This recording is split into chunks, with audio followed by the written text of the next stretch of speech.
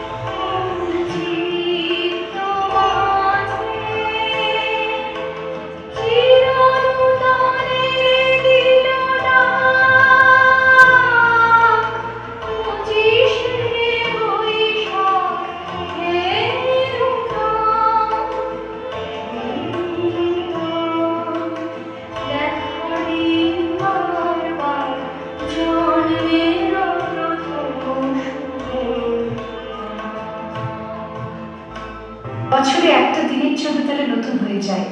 চারপাশে নীলে লালে সবুজে হলুদে রঙিন ফুলের আলপনা, মাঝখানে খয়েরি রঙের সুতোয় রোজ দুপুরের না ঘুমানো চোখে কাজের ক্লান্ত অবসরে গোনা হয়ে চলেছে সেই 4টে লাইন। উদয়ের পথে শুনিকার বাণী, ভয় নাই ওরে ভয় নাই, নিঃশেষে প্রাণ যে করিবে দান, ক্ষয় নাই তার ক্ষয় নাই। শুধু কি সূচি কাজে না, বিদেশকে চোখের সামনে দৃষ্টান্ত করে রাখার আন্তর্জাতিকতা রবি ঠাকুরের। আমাদের সংস্কৃতিকে মাটির কাছাকাছি এগিয়ে নিয়ে যাওয়ার সংকল্পে রবি ঠাকুর। আমাদের সভ্যতাকে দানবের হাত থেকে ছিনিয়ে নেওয়ার সংগ্রামে রবি ঠাকুর। আকাশে, মাটিতে, মনে এত যে বৃষ্টি পড়ে, তার ছন্দ রবি ঠাকুরের।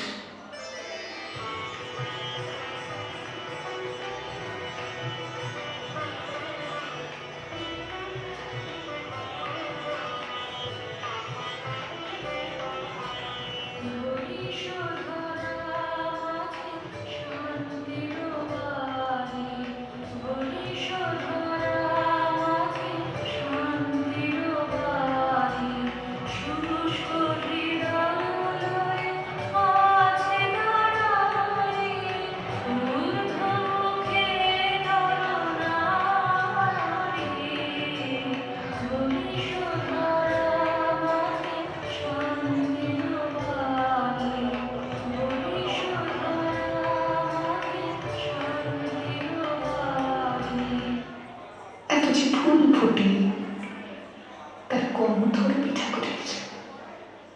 তাই প্রতিদিন তার জন্ম, কোনো দিনই তার মৃত্যু নেই। কালের কালা পাহাড় এসে কোনোদিন যদি ভারতবর্ষ থেকে সমস্ত ঠাকুরের পুজোর প্রদীপ নিভিয়ে দিয়ে যায়, তবু একটি ঠাকুরের বিধি চিরকাল থাকবে মাটির সঙ্গে গাঁথা। কোন ঠাকুর?